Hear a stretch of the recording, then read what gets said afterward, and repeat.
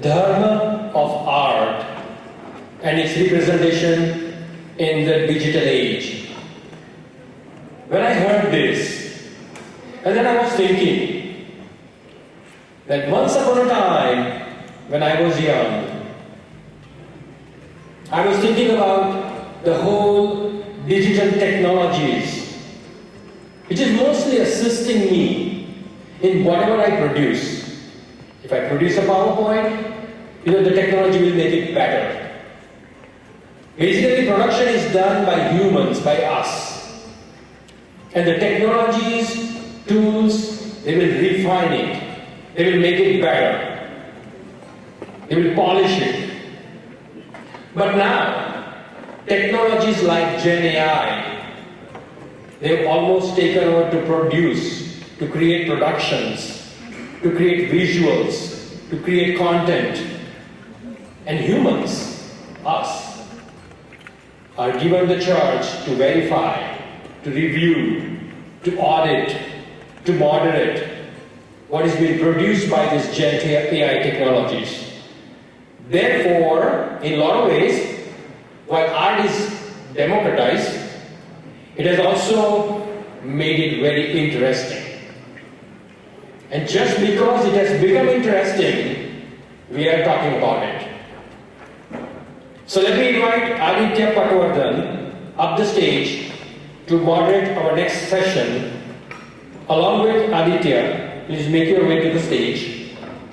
Let me also invite Charles Ekabhumi and Kapuli Bandyopadhyay.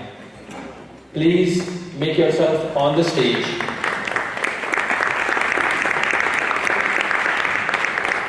Along with them, we have Abha Auti, who is joining online. If we can't see her, we will soon see her on the screen. While the technologies are making that happen, let me take a quick shot at introducing Aditya Patwardhan, who is here, who is based in LA. He's a filmmaker, internationally recognized for his diverse filmography, which is showcased on various different OTT platforms. He has directed projects across the globe in various different languages. His notable work includes psychological thriller Transferences and also environmental docufiction A Nomad River, which is an Emmy winner OVE Land, Pranise and Julian production. His first Korean feature film, And the Dream That Mattered, 2022, won the best film at the Korean Cultural Academy Award. So let's give them a round of applause and let me open the forum.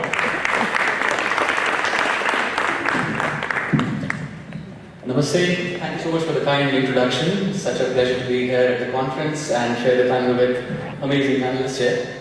I'll just give a second introduction of myself. I'm Aditya Patwardhan, film director based in Los Angeles. I moved from India to the US in 2014 to pursue a career in filmmaking. Coincidentally, the same year that I made my Instagram account. I directed my first short film in 2015. Since then, I've created around 25 or so short films and short documentaries, culminating in my first feature film in 2018. As of today, I am 5 feature films old, 4 as a director and 1 as a producer in the entertainment business. Now, why I'm sharing this is to illustrate that in the same span of 10 years, from 2014 to now, social media and digital tools have evolved from being peripheral accessories to my movies to being downright essential for any project that I'm involved in. From casting to themes to representations, social media analysis is how we usually do the first step. And in the last couple of years especially, the amazing AI tools, generative models, LLMs have become a key part of filmmaking. In fact, the temptation to write this very speech using ChatGPT was immense, but I assure you that was not the case. It comes from my own human mind. And with that, let me introduce our panel. Joining us first, we have Abha Auti all the way from India on Zoom.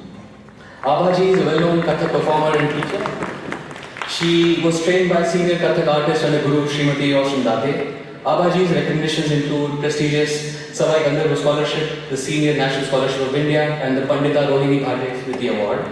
Academically, she has been fortunate to be selected as an A-grade Doordarshan artist and at the Indian Council for Cultural Research and panel artist, allowing her to be a part of the artist community representing India globally.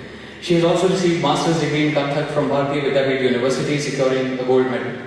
Abaji has performed extensively in celebrated dance festivals across India and has represented her country through Kathak in various nations including the US, Canada, Austria, Switzerland and Germany.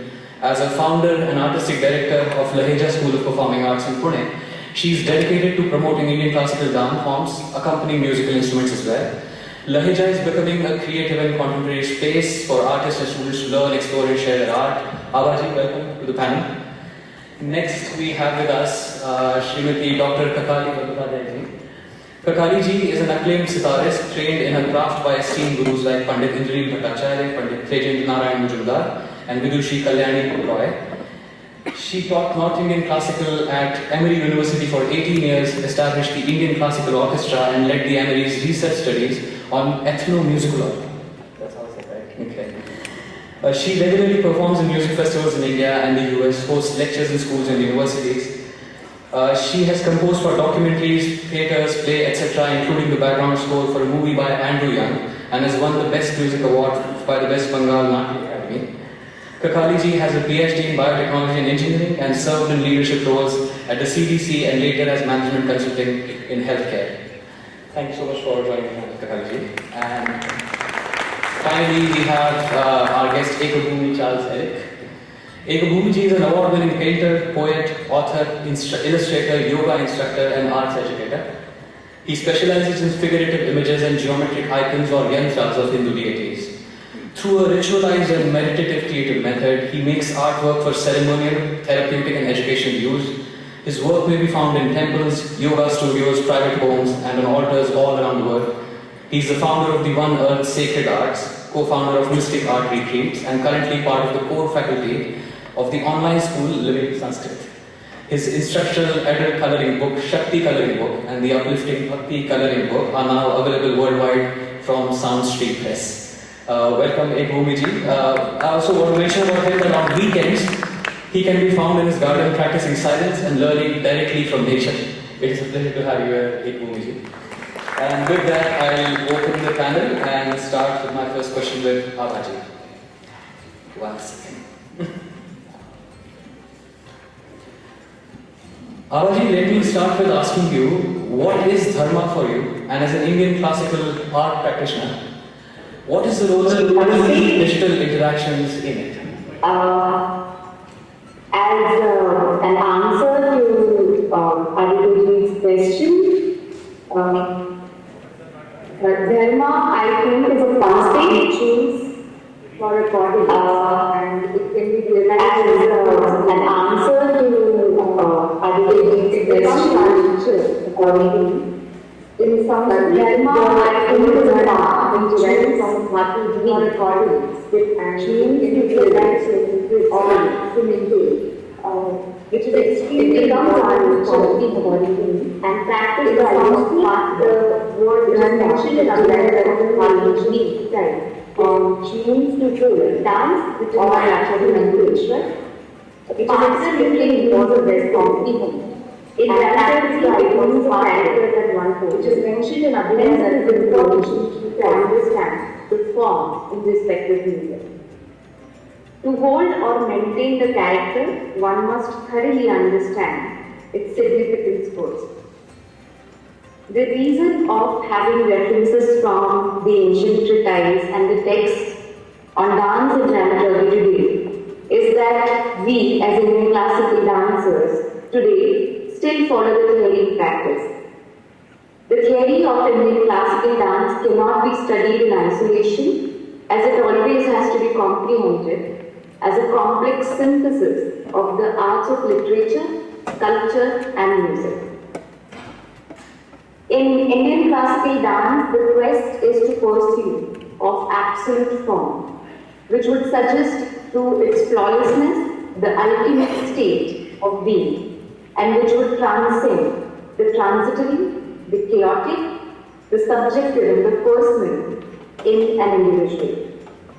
The ultimate objective of Indian classical arts is to understand the spiritual dimensions of being.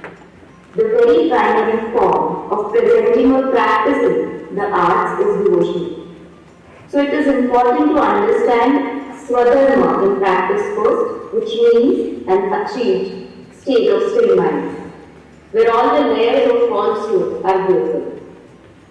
And a non-dual expression of experience in which vision is not separated from the operator, the art is not separated from the artist, and ultimately the creator is not separated from the creation. In doubt, the dancer evokes an emotional response. He or she feels transcended in trying to find balance of fluidity and complexity of movement, which may look harmless or superficially a body movement to an unaware spectators, but it is beyond harmony or physical appearance and it is sattvic, the involuntary state or internal experience for an artist. In this state of sattvic, the audience is a participant of the art and not mere spectator. In a physical space where the artist, the art, and the spectator exchange the energy and charge the space spiritually, there is rasa, or in simple words, an aesthetic experience for everybody. This state is transcendental or alaukika, like the pure experience of bliss or ananda. Let us understand that Indian classical arts cannot be separated from Indian philosophy, rather they are very much connected and go hand in hand. Talking about the involvement of digital arts, digital media in classical performing arts, the horizons of the arts are widely expanded and the world has become an open stage for all the artists around the world. But in the root of technology and digitalization, are we losing the essence of rasa? Rasa, in simple terms, is discussed as the nutritious juice, meaning the nutrition an artist can gain from poetic dimension, kavyanushkilana, aesthetic susceptibility or sarvayatma, power of visualization or pratibha, contemplative habits or bhavana, and the capacity of identification or becoming. These are clearly the beliefs expressed by Indian philosophers like Abhinav Gupta in the distinct quality of aesthetic experience. So are we just consuming the matter without its essence or method? Are we having a complete sensory experience or are we content with the audio-visual representation of the words? Which is similar to the Sanchari Bhava mentioned in scriptures, also known as Vyabhichari Bhava, which are transitory emotional states, feelings that arise in conjunction of the high or the pursuit emotion. Hence, these fleeting emotions do not have permanent or deeper impact on the spectator. In Indian classical arts, including dance, music, and theatre, it has been preserved and consolidated over centuries through the strict obedience of rules, discipline, and guru-disciple tradition. The knowledge imparted by gurus to their disciples, along with the practice of studying, presenting, and teaching in particular ways, has been the foundation for preserving these art forms for centuries. The guru-disciple tradition, which involves the transmission of knowledge and skill from a teacher to a student, has been instrumental in maintaining the authenticity and integrity of Indian classical arts today. Students learn from closely observing and imitating their gurus, following their established rules and discipline with utmost dedication. The digital age has significantly influenced these traditions of the Vishishta Parampara in Indian classical dance, both positively and adversely.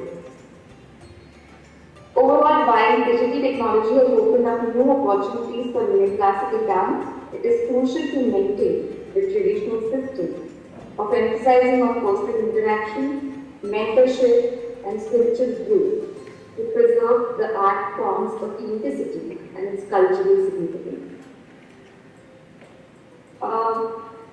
There are many more dimensions in understanding the Dharma of arts and its representation in digital image. And we as artists must understand and accept the change, keeping the brighter side of the focus. To sum up my answer to the question, I would like to state what a real Dharma, an artist would practice to progress on the path of its bliss. The spiritual awakening would be a truly aware and enlightened artist can differentiate between the superficial aspect of their art and the deeper spiritual dimension. They understand the distinction between mere sound and profound matter. They understand the difference between simple hum and resonant gunjan, between external ambika or physical appearance and the movement and internal sattvika guna. A dancer who has been touched by the grace of great literature, the nada of sublime music, the vision of painting in skills through the body movement, and the deeper understanding of time beyond mere time cycle, has the potential to transcend the mastery of technique into an indigenous spirit. Such an artist becomes a spiritual practitioner of their art, progressing towards enlightenment, which is considered the prime and ultimate objective of any art form around the world. Through their practice and experience, these artists discover the pure joy or ananda that lies at the heart of the art. They realize that the purpose of art is not just technical perfection or audience appreciation, but a means to connect to the divine and the universal consciousness. By integrating the theoretical knowledge, the Shastra and the technique with the experiential wisdom gained through dedicated practice, an artist's performance becomes a vehicle for spiritual transformation. The dance, the music, or any other art form becomes a meditation, a prayer, and a celebration of the divine within and without. Their art becomes a means to enlighten and uplift the audiences, guiding them towards a deeper understanding of themselves and the world around them. That is what Dharma for me in today's time is. Thank you. Thank you so much. Is it fine now? Yes. Thank you so much, Avaji. That was very well said. Let me come to you, Kaliji. You are also an academician and also an artist. What do you think? Do you think is it possible that electronically generated music or music made with AI can replace the Indian classical music system we know today? And why, in either case of the answer?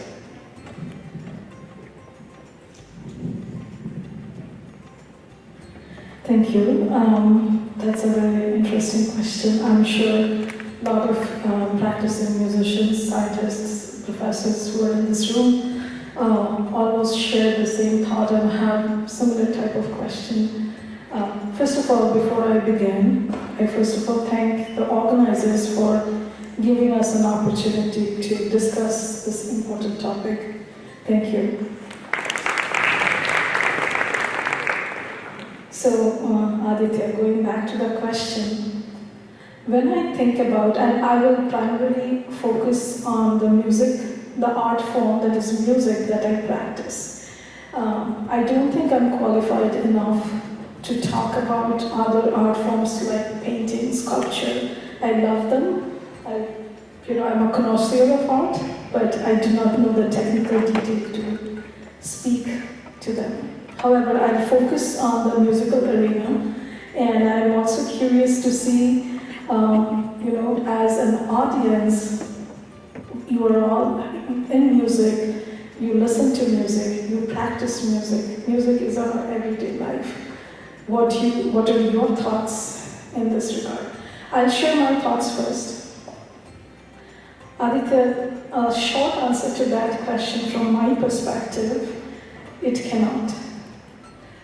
However, I would say that it can enhance our experiences and our process. So when we talk about music, any form of music, whether it's a composed music, improvised music, whether you are singing, playing, or practicing or you're generating, creating. There are multiple phases that we go through as a musician.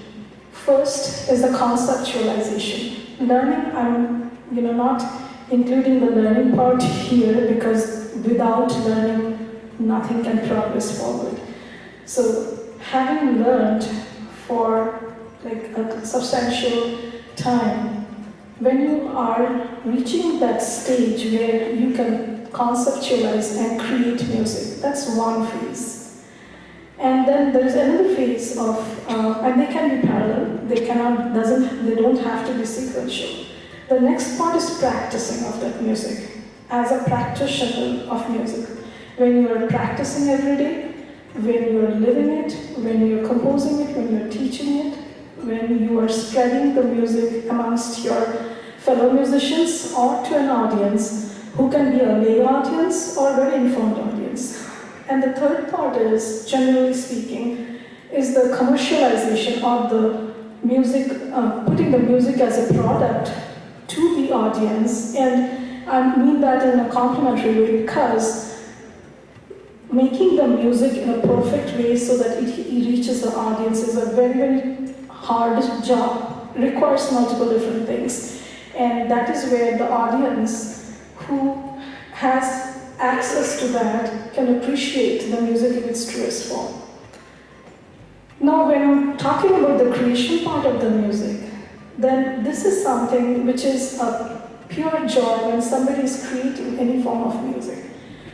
For example, if you know the basic structure of some music form, you're trying to create it, and then the compositions that you are doing, or even like in Indian classical music, in the North Indian form, when we play ragas, which are concepts based on scales, when we present that, it almost takes a structure with an emotional content, with a story that they're trying to kind of tell. When we create that kind of a music, the first part of it is called alap, which is improvised, and it's not fixed. For example, if you play one raga this evening, and you go and play the same raga next day evening, in a different set, or even in the same setup, your alap will be different based on certain things, like the emotion that you're feeling, the thoughts, and the interaction with audience is also very important, or your environment, so everything plays a role. And that's the emotive part that comes in. When you create that, that is a sheer joy to the artist, and also to the audience who may or may not understand the technical side of it. But it's just sheer joy seeing the process, understanding the process, feeling the process through music. When we talk about like very fancy, I'm not an expert in AI, by the way. I have used it as a tool in multiple of my projects, and I know how it works, machine learning, how it works. So you can train models. You can train models to identify the combination of notes in a raga. However, those models can never mimic the actual emotion as an artist when you're presenting it, what you're going through. And that is something which is irreplaceable. Even though we feel like we are at the beginning of understanding the music from the technical side, human brain and human feelings, how our physiology, how our neurophysiology works, depending on the sound, is very organic. It's instant. When you're composing, it's instant. So it's hard to train because it's input. You have to give some sort of input. It can get very nice, very good. You can still create some substantial form of music, but no, that is not possible. Talking about coming to equipments or instruments that have an electronic format. I play sitar. I play acoustic sitar. I have electronic sitar. So I kind of know what it feels like when you play. My 3 concert quality sitars have very different timbre. Even if I tune the entire instrument to one certain pitch, the sound of them It's very different. It's based on the technical structure of the instrument, like how the instrument is laid out, and it is true for any instrument. Like two violins are not alike, two pianos are not alike, two guitars are not alike. There will be certain differences in most of the acoustic instruments that's hard to replicate, and hard to replicate in a program. The tone would be very different. And interestingly, if you ask any artist, based on the ragas or based on the composition, based on the note pattern they want to play, they would actually, if they can, they will choose the instrument or they will tune it, the sympathetic strings in a different way. And it can differ. So these are the things that always keep changing, and it will evolve, it will change, and it's hard to mimic. So electronic instruments, they are very convenient in terms of when you have to carry a small iPhone with an app on it versus an entire 6-string tambura. It's very convenient. However, when you listen to a 4-string tambura, a drone, or a 6-string tambura in real life, and you're given the app, I'm sure musicians in this room will opt for the first one. It's just because of the tone and the beauty that it creates, the alignment with the actual instrument that it plays, it somehow comes all together. It's very organic. It's hard to kind of put it in very defined set of parameters that is highly programmable. I personally use an iPhone. I personally use iTabla Pro as an app because it's easier for me to carry to a concert. However, I miss that 6-string tambura going on the back to kind of give that drone sound, which generates so many, this tones that is very useful and very beautiful when you play. So electronic gadgets, or I'm sorry to say that as a gadget, these are instruments like pianos, all of that. They have like come a long way, and they are so advanced. They can almost very close to the actual instrument, but there are lots of things that should happen to make it even closer to a real acoustic instrument. So I feel that there is always a room for improvement opportunity for that. As musicians, we have to make that demarcation and use those electronic supports very wisely so that it does not take away our creativity or that creative process. And we can enjoy the music. Another thing which is also very important in live audience and a live concert is absolutely the music when you're presenting. It's the interaction with the audience. There is something when you do music together, the joy, the composition creativity, that pleasure that you get, that's hard to find listening to a programmed music. Even if you can put it on shuffle, you can put it on random shuffles, whatnot. That is hard to kind of achieve. Emotion, the way we express our emotion, the rasas, and then also for each raga, the certain nuances, the certain things. That's very hard to kind of bring out through any form of digitization. And then coming to the last part, which is like really digitization of the music, I think that's a great tool. I wish we had that thing where we could immortalize the music from the great gurus, from Ravi Shankarji's class. When I took that, and at that time I thought I'd remember every single note that I'm learning today. Well, when you are 20, you think one way, and when you get to a certain age, that doesn't stay, unfortunately. However, this immortalization of the old music, the recordings, everything, the advancement of the technology is just amazing. And it should keep improving so that musicians can take benefit of that and use these tools and technologies wisely and to their benefits so that it is organic, it's enjoyable, it's interactive, and every day we can enjoy that form of music. Thank you. Thank you so much. You have wonderfully said, and I got a very positive takeaway that human intuition is still way beyond what AI can do. So my job is to make it say. Let me switch gears from performing arts to visual arts. Ekamumiji, your work is well known when it comes to current age Hindu art and Hindu deity arts. What is your opinion on AI-generated images of Hindu deities? Are you going to bring up the images on the screen? So we played a bit of a trick on you all. You all have the printouts, yes? Well, we get the images up on screen. I would like to invite all of you to take a look at the one that you've been given and maybe write down your feelings about it. Take a good look at it. Not the 10 seconds you'd spend on social media, but recognize it as darshan. And consider what kind of darshan you're getting. Can I move to the platform and use that microphone? Can I use this microphone? Is this working okay? Good. Yad bhavam tad bhavati. Bhavati. My Sanskrit.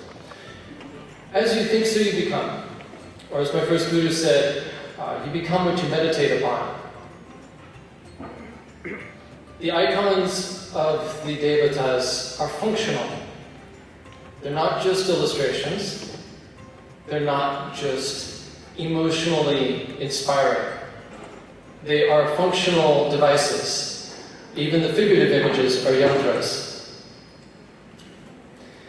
They are legible. They can be read. They are pictograms. I can tell you the likely results of the mantra you're chanting by looking at the murti associated with that mantra. And the ayudas that the devatas carry are associated with bijas. But this information is largely unknown. The specialists who carry this information, not so many of them left. And maybe even fewer of them will have jobs making these murtis if it becomes so convenient to simply generate poor copies on these large language models. I don't want to put down the use of AI-generated images, and Narasimha and I were chatting about this earlier. I think it's already inevitable. I think now we need to comprise a strategy to respond skillfully to the use of AI-generated images and to help educated people the difference between junk food for the eyes and nourishing icons that function as transmission vehicles for darshan. So the first image, this is the one I wanted to start with. We have so little time, so you're going to have to keep an eye on me. Anyone want to raise their hand and tell me what's unusual about this image? Please. Completely wrong. It's supposed to represent Lord Shiva, but the things that we would look for in Lord Shiva's image are missing. The things that we're looking for in Lord Shiva's image are missing, it said. And it's completely wrong, was also the comment. But we can identify Lord Shiva. What about my personal experience? I'm inspired. I feel elevated. Oh, it's Shankara. It's a way of looking at half full, half empty. So because I have faith, I see Lord Shiva in here. But the important aspects of Lord Shiva, like you just mentioned, each has a specific value. And that is distorted, that is missing. So this should not be passed off as Lord Shiva's image. I agree. Let me get a little bit in more into the image. I'm going to dig in a little bit. What is he holding in his hand? A frappuccino? Remember, I said that they represent bijas. They're also known as the deities siddhis, or the siddhis you're likely to be able to wield when you are fully embodied or expressing the shakti of that deity.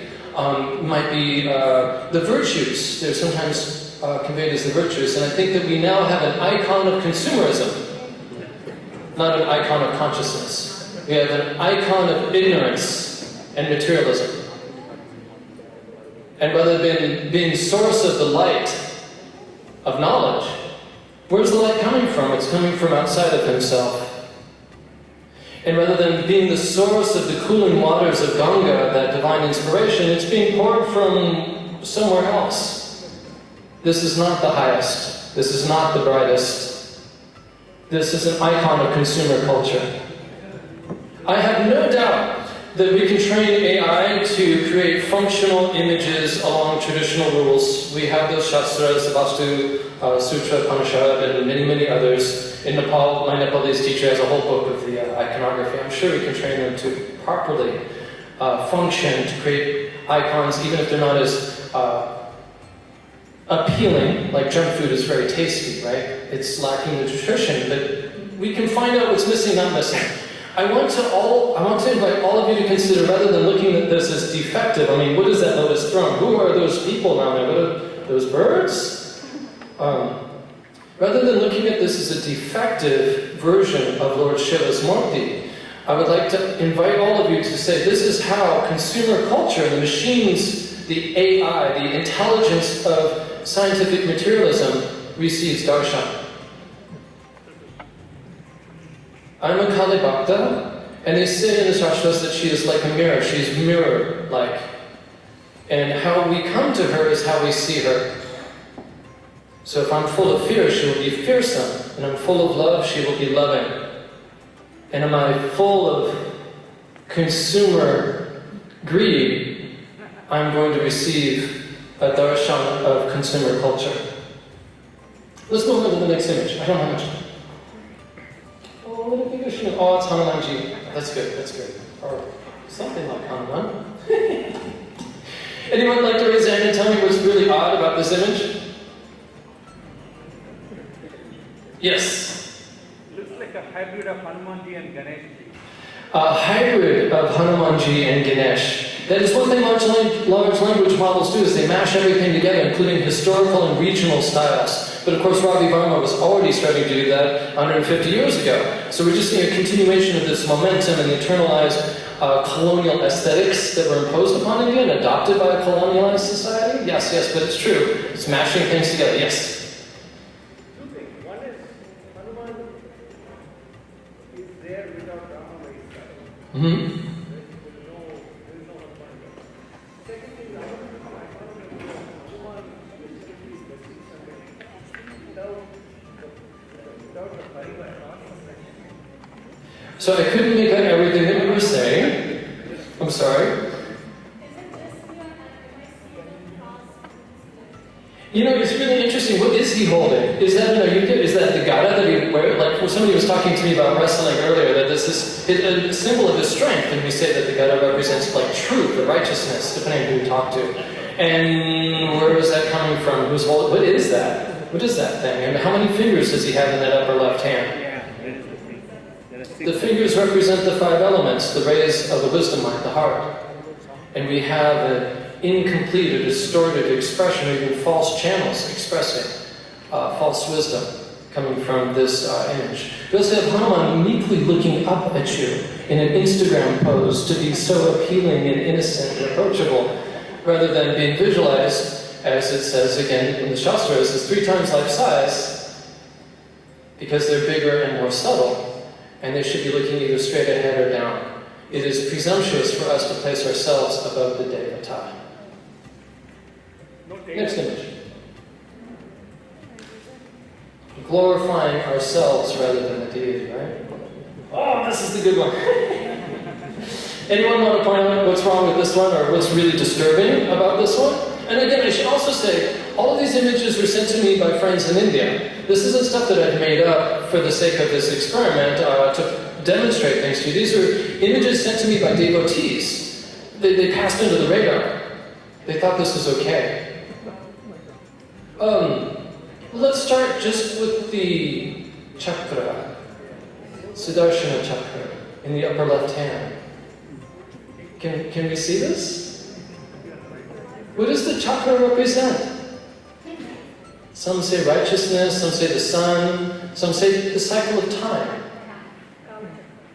And the devatas hold their ayudas lightly as a demonstration not only that they're gentle, but they're not grasping. Here we have an icon who's twisted up in his own power and bound in time.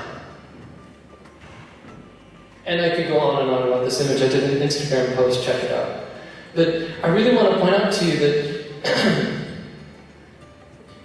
it's ironic that the images are not just wrong or distorted or dysfunctional. When we actually look at the symbolism or the meaning of it, it's a Dharma.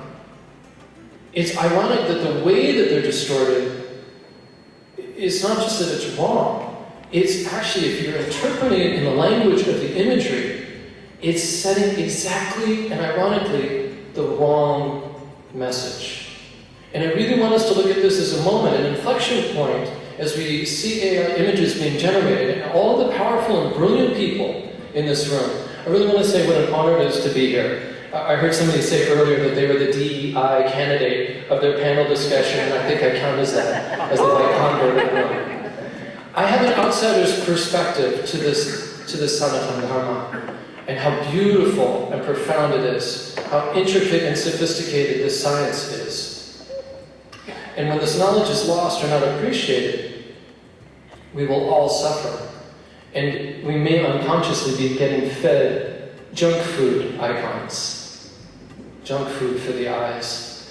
I really want to encourage everyone not so much to educate yourself on correct images or correct iconography or to spend time on this, but all of you who are working in this field to seek out traditionally trained masters who have the adhikara to help you with this digitization process. And this is what I found. I've changed my talk like 5 times since the beginning of the day.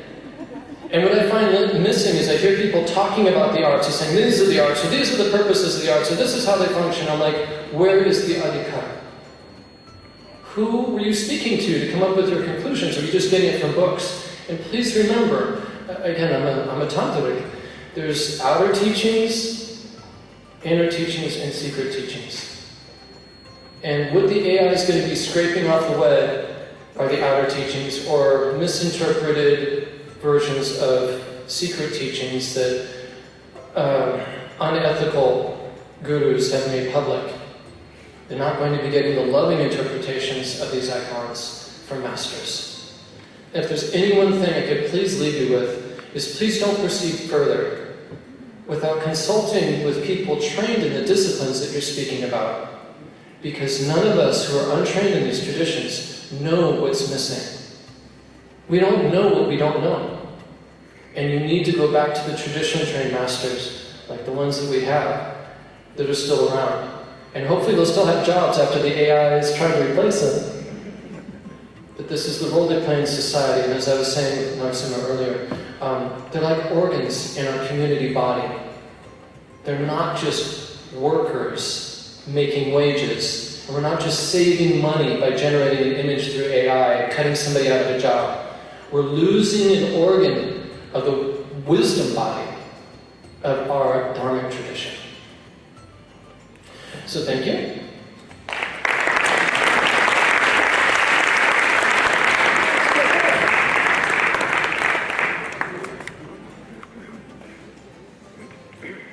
Let's see. Can we get this mic going? There we go. So now that I've finished my talk, thank you. My hope was to startle all of you a little bit. I think it's easy to forget when we look for 10 seconds that it's still darshan. These deities are not subject to time. And so it's 10 seconds to us, but it's still a timeless moment. But it's our responsibility to cultivate that discernment. So I would like to now turn to our moderator, Director Aditya. We've spoken about performing arts and visual arts now. Filmmaking is a process that combines the performing arts and the visual arts into a cohesive product. And using the ever-evolving technology that now is at our fingertips. With that in mind, how does Dharma in the arts and its relevance to the digital age, what does that mean to you as a director? Thank you so much, Ekabhumiji, for the enlightening talk and for the amazing question. I opened the session by mentioning that I'm in the entertainment business, but I want to rephrase that and say that art is something much beyond being just an entertainment business. It agrees with me. So So every art, in any of its form, whether it be visual or performing arts or anything, is a way of telling stories. And stories are essentially a way to understand and give meaning to life. Today I'll explore this subject by sharing a film director's perspective on what stories are, what the digital age is, and what Dharma means for me. Stories are not a linear arrangement of facts and events. They are a way for us to understand those facts and events. They are not external simulations that we dwell into, but rather a very internal and integral part of our mind's functioning. The famous three-act structure that storytellers use to write scripts and novels, it's not just a formula to write compelling stories. In fact, it's a way in which our mind interprets events as we see them happening, and that's why stories work best when they follow this mythical three-act structure. Stories give us a perspective to help us organize, understand, and give meaning to actions, emotions, judgment, and consequences. Let's take example of some famous movies, for example, The Godfather. The film is an astounding work of art, but not just because it's a crime drama and all the intrigue, but also because it tells us something deeper about relationships, human emotions, actions, and consequences again. The same goes for movies like The Matrix or Interstellar or Lord of the Rings, and stretching all the way back in time to Ramayana, Mahabharata, and Puranas and so on. From ancient times to now, stories and narratives have evolved, but they are no match for the way that storytelling mediums have grown and evolved in the last 100 years. The increasing rate of communication and the incomprehensible interconnectedness are radically changing the way stories are told and consumed, forever changing the relationship between the art, the artist, and the audience. The digital age now, coming to the second thing, is a vast subject, probably beyond one person's capacity to understand as a whole, but I'll try to share it with a filmmaker's perspective and my obsession with science fiction fantasy movies. We live in an ever-growing, interconnected network of minds across the planet, where ideas and narratives can now travel at near light speed instantaneously, originating in one mind, they spread to thousands of others, only to die out while new ideas can arise elsewhere and repeat the same pattern. The boundary between the storyteller and the audience is extremely blurred. Everyone is an audience, but everyone can also be a storyteller, way more easily than ever before in history. There's a democratization of ideas and knowledge. Everyone's voice or vak, as we say in Sanskrit, can now reach millions if they have the right content to offer. And this is a beautiful thing. We don't want to criticize AI or the modern digital age. This can create maybe something like a collective consciousness or a hive mind can emerge from this, capable of understanding society, course-correcting narratives, and addressing the deepest questions and the meaning of life on an unimaginable scale. But this sublime psychological revolution also has a dark side. When everyone has a voice, everyone is also subject to countless opinions and ideas. The individual need for approval starts to overpower this digital revolution of ours. Piled on top of this is the financial model of how content makes money and how, when, and where it should be consumed for maximum benefit. An idea that sells can trigger a chain reaction within creators. Whether individuals or big media corporations, they will make more and more of the same content to generate revenue. Artists like me, artists like us, will lose their inner voice of truth to fit into the prevalent narrative. What has happened on a large scale in Hollywood is a vibrant example. Without naming any names, we know that all the major studios are forcing media consumption behaviors on audiences, while at the same time they're trying to box creators in a set of kind of content they want us to create to maximize their reach and their...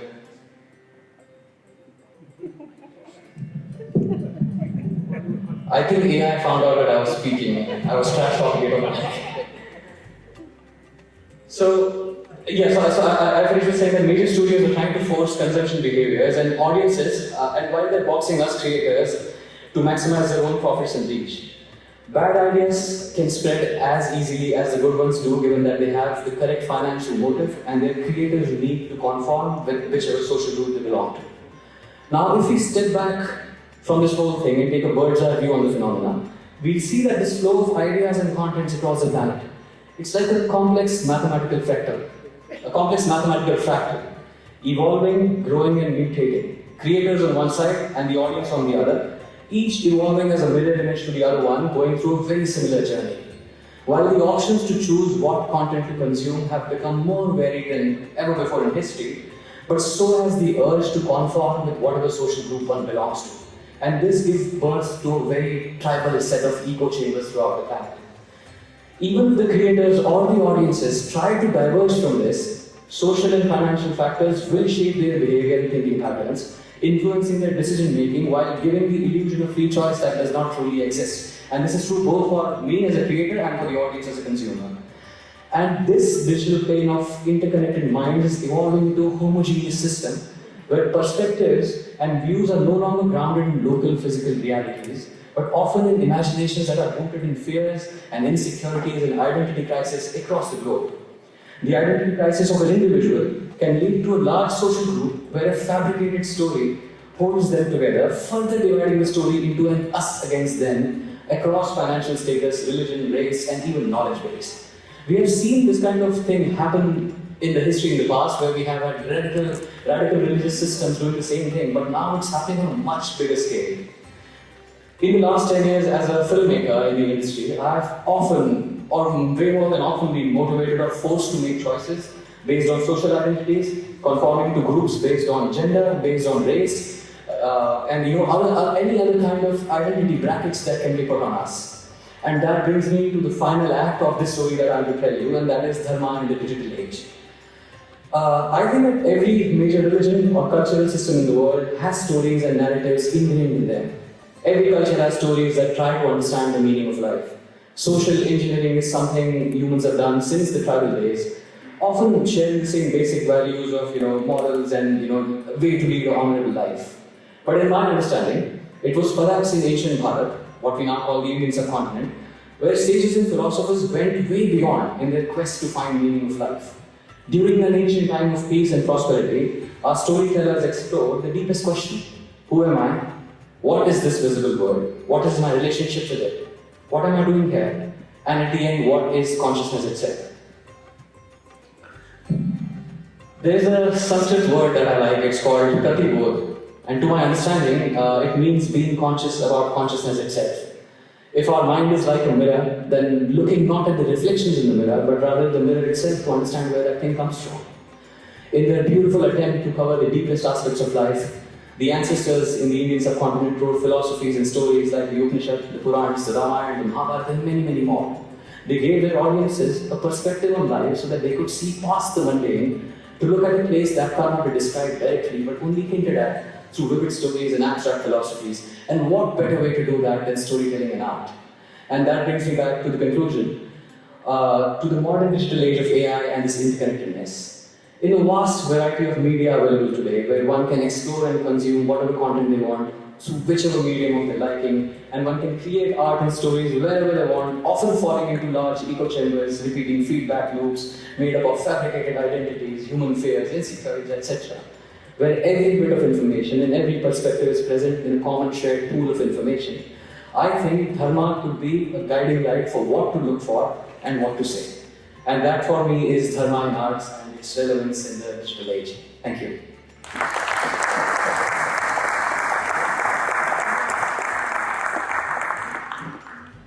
If we have time left, we can go to Q&A.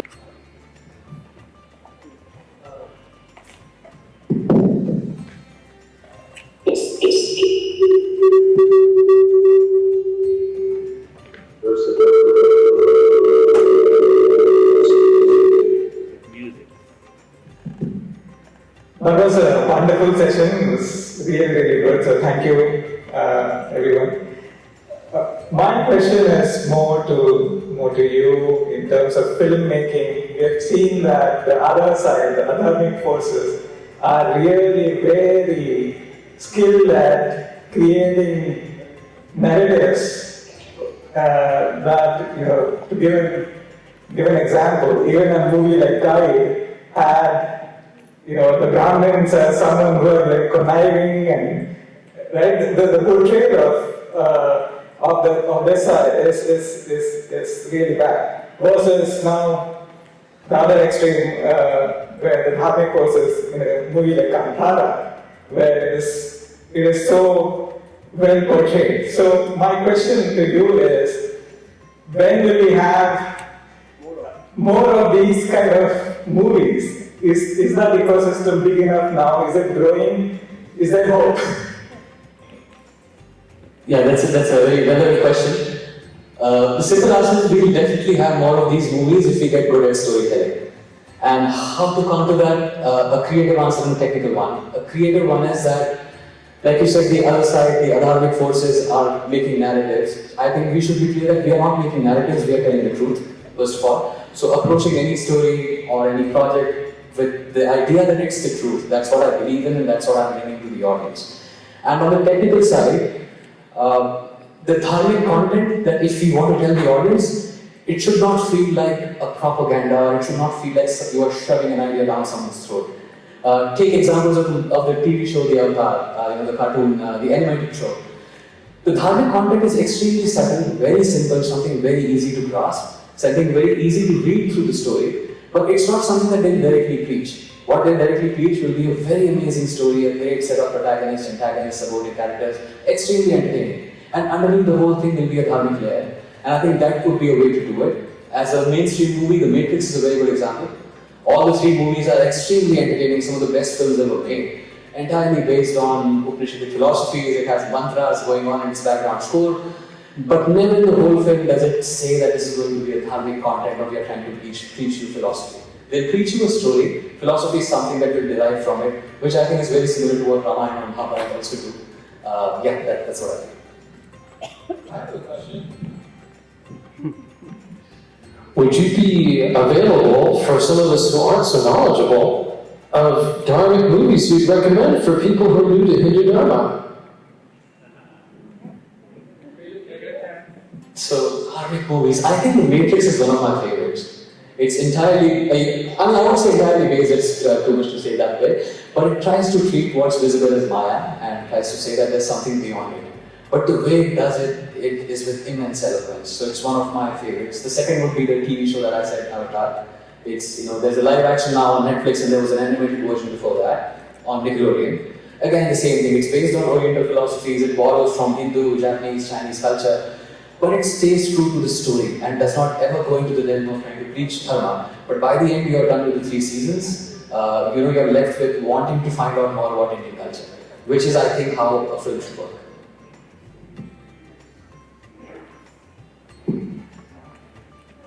I have a question for Ekabhumiti about the distorted images of Devis and Devatas. How myself, or for that matter, any lay person can stop this from being circulated? Or is there like a bank of images which are supposed to be kind of checked out with, and we can say, this is not the right one?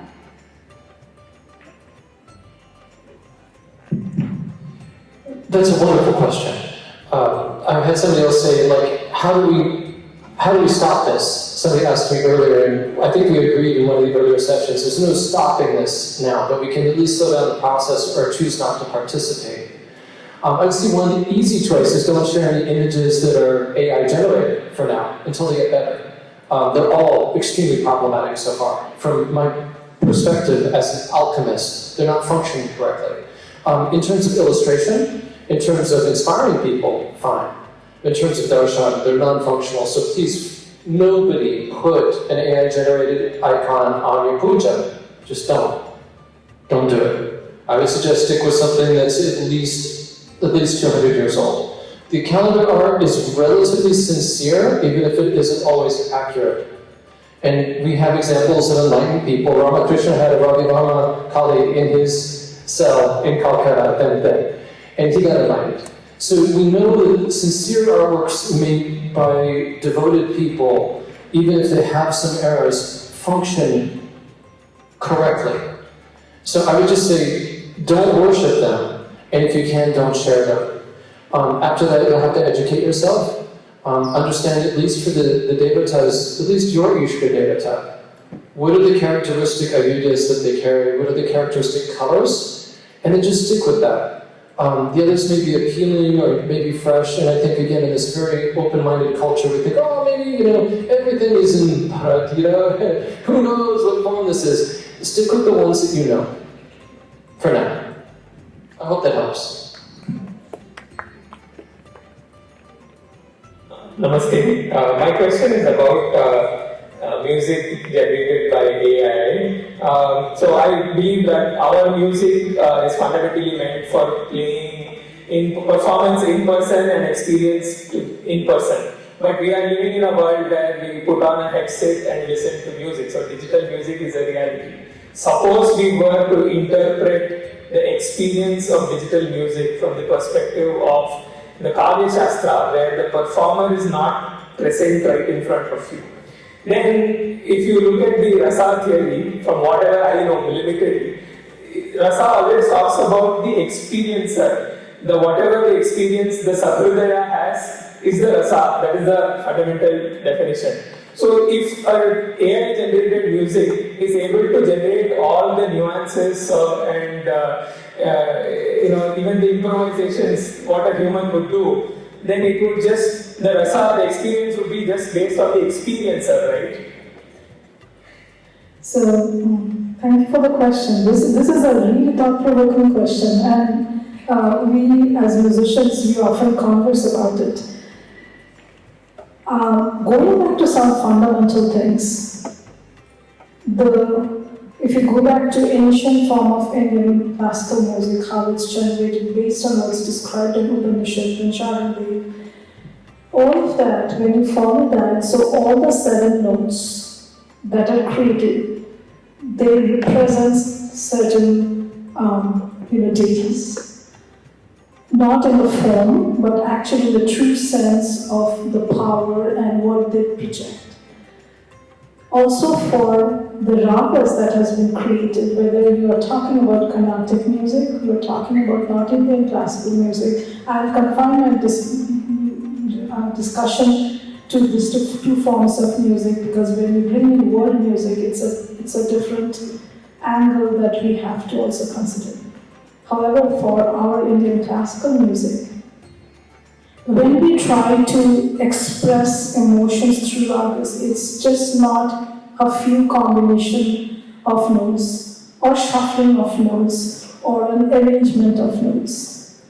It's the intensity of a note, is the intensity of a tone, the real understanding of the shrutis, the final notes. All these things come into play so that you can effectively express the emotion that you're trying to convey through your music.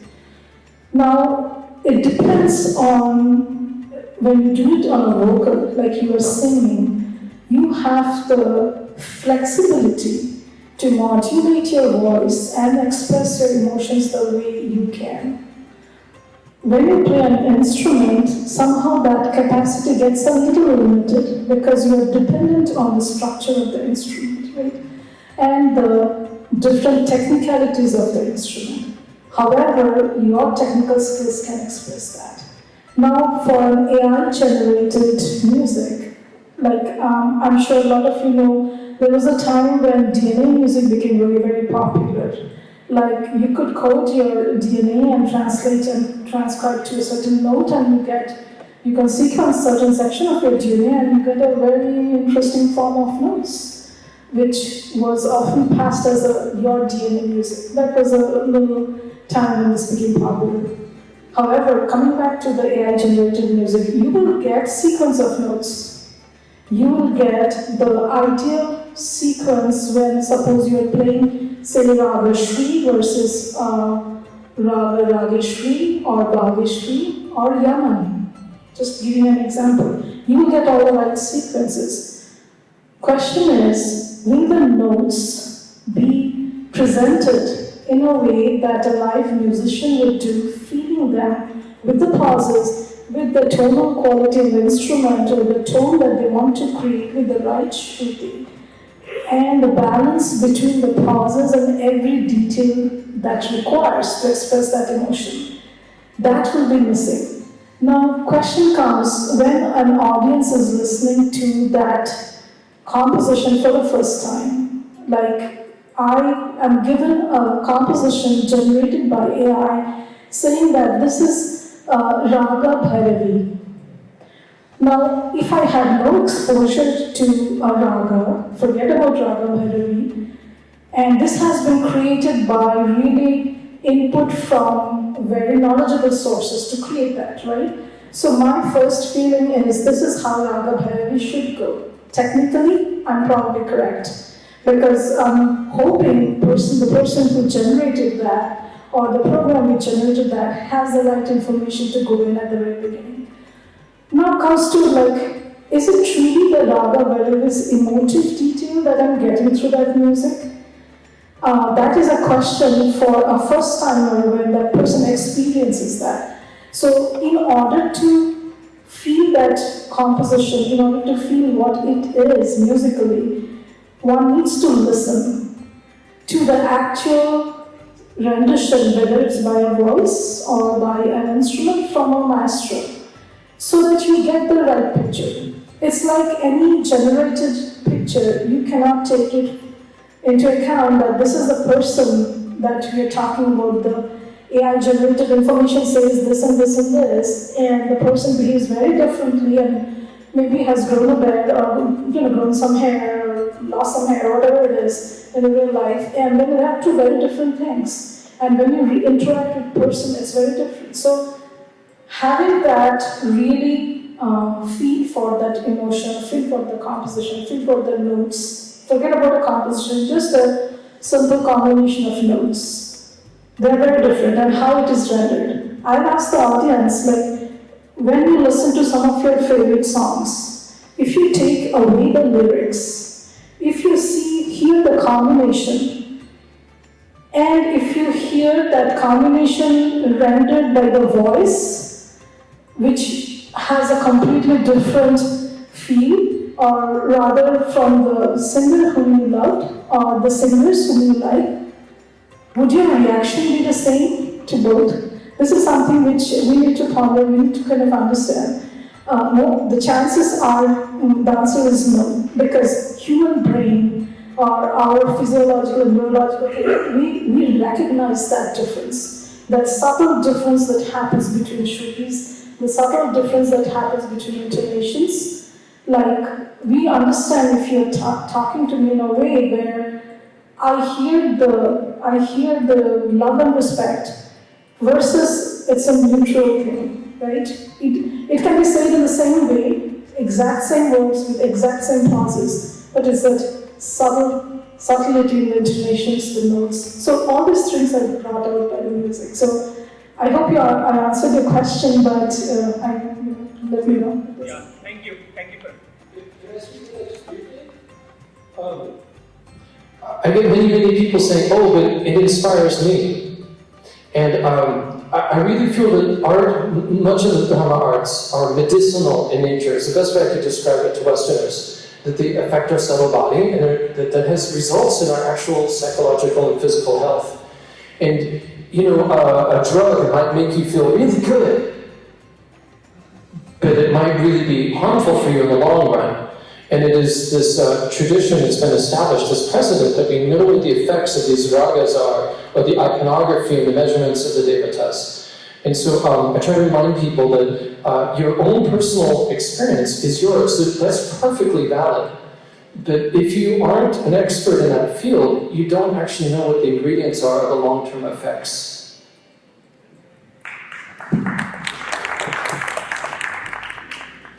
Thank you for that very interesting panel. I just wanted to respond to that invitation that Kakoveji offered.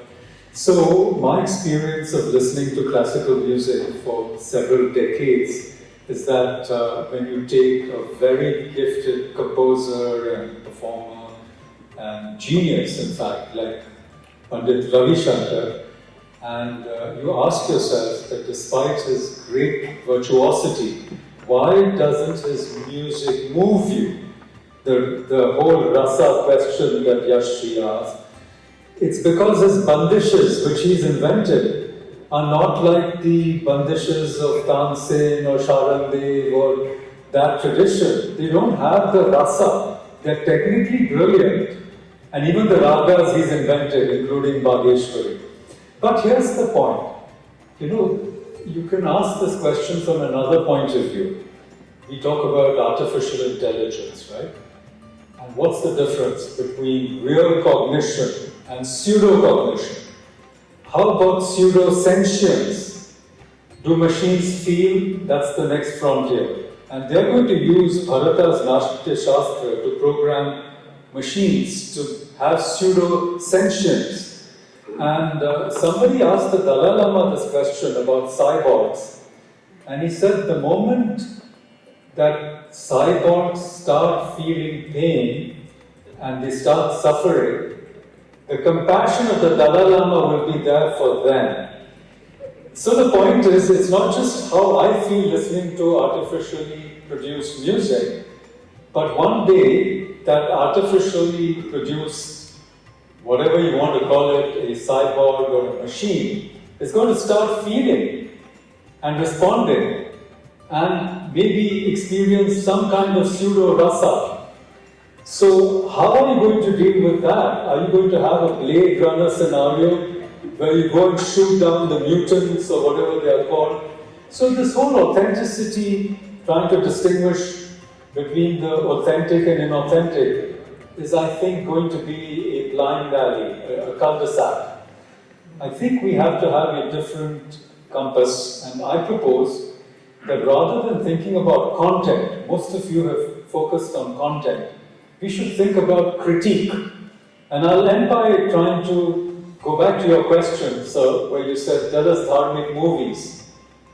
The answer is every movie is dharmic, because the movie which violates dharma shows you the path not to be taken, as you said in your answer. So when you develop that critique, you can adopt that framework and say that if you violate dharma, this is the consequence, like what Duryodhan and the Kauravas and the others experienced. So every movie can be read through a dharmic lens, every composition can be understood through a dharmic lens, and it's the capacity for critique, rather than being obsessed with the right content, which is also a way forward. Thank you very much. Thank you. Thank you for the excellent observation.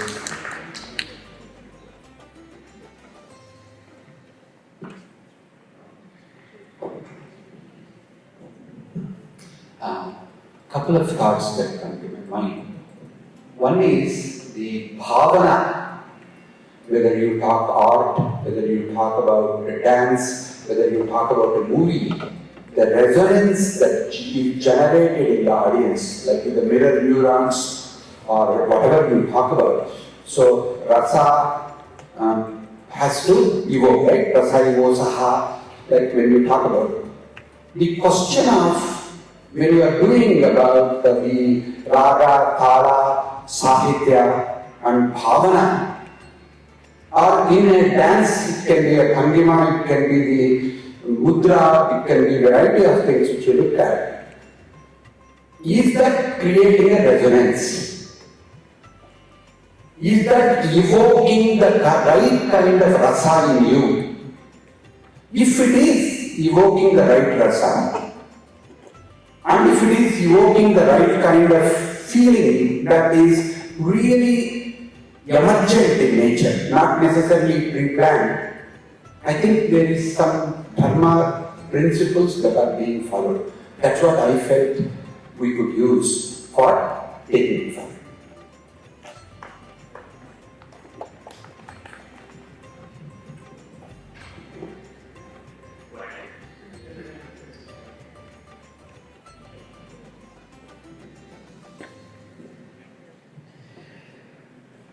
So, as far as the AI goes,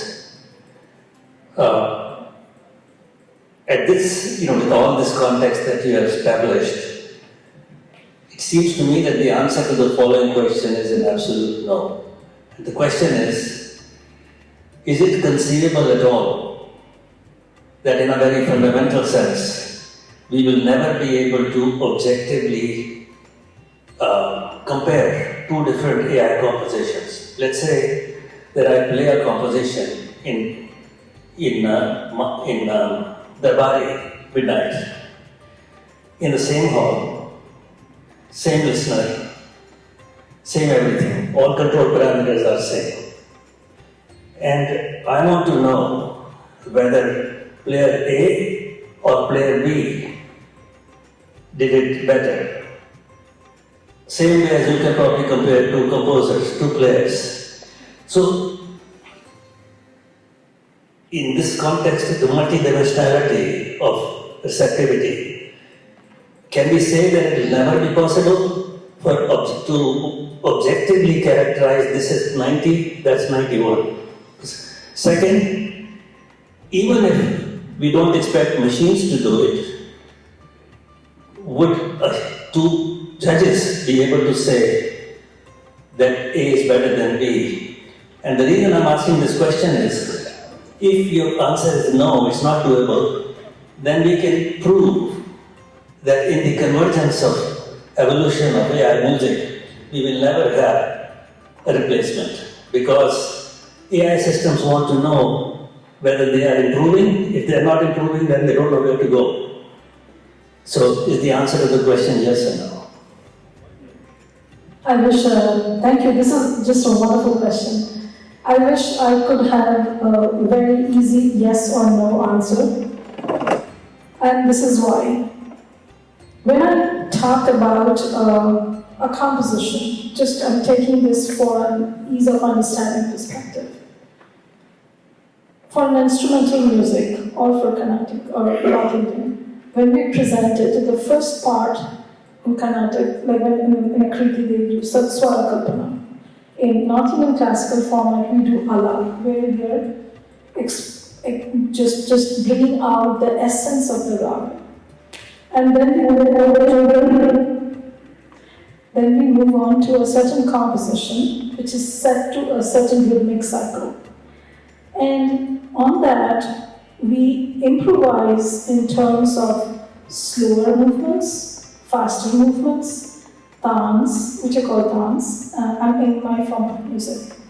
And then we move on to the next part, which is our faster movement. And there are certain formations that we play. They're improvised.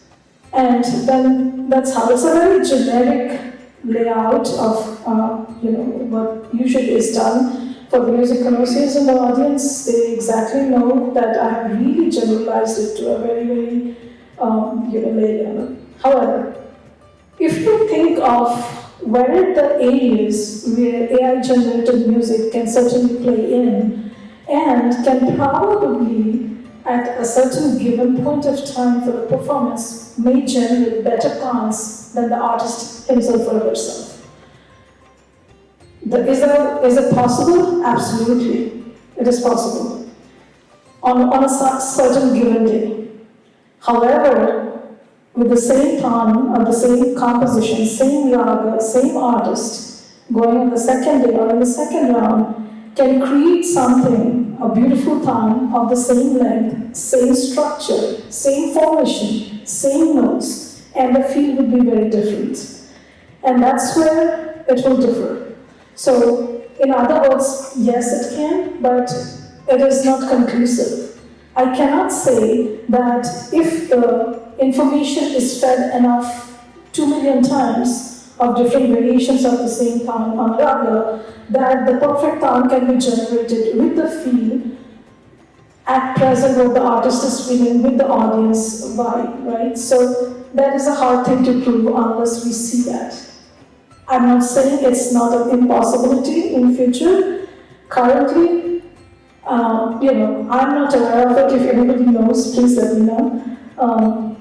For a composition perspective, now bandishes in North Indian classical music and in Carnatic, the Kritis, they are set. So a composition can be perfectly rendered by a certain voice or a composition or an instrument by an AI-generated music. Is it pleasing enough to our ears to get all the renditions that we would look forward to when Shaikh Bhai is playing with the same raga, same composition and the multiple variations, which is organically composed impromptu in state? I don't think so. So a perfectly set thing, I think, can be really, really improved, but there are certain elements which I think at this point, standing at this point of time, I think it would be very, very difficult and almost near impossible. I may be totally wrong in next 100 years. I won't live that long probably, but that is a possibility. But I doubt it, given the intrinsic nature of human brain, how our signals work, how we feel about our emotions, our thoughts. So I think it is quite next to impossible, but generating smaller phrases, absolutely doable. They can do it. But it will never mimic, it will never compare with a real artist on their good day doing some couple of compositions and movements.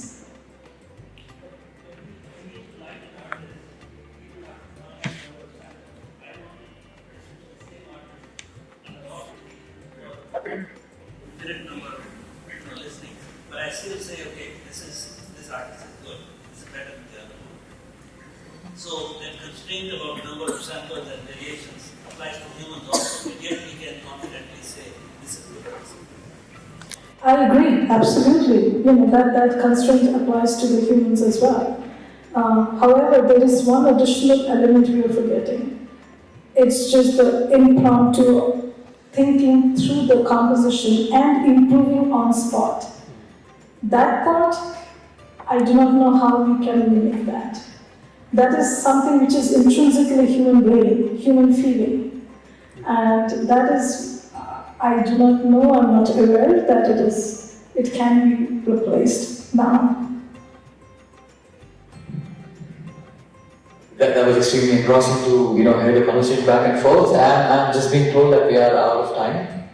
So it was an immense pleasure being here. Such an amazing conference and so many great discussions the last 2 days. I'm looking forward to the third day as well. Thank you so much, Ekabhumi for joining us, Kali for joining us, and Abhaji came all the way from India. Not came all the way from India, she was on Zoom. So thank you for listening, and see you tomorrow for more such amazing panels. Thank you.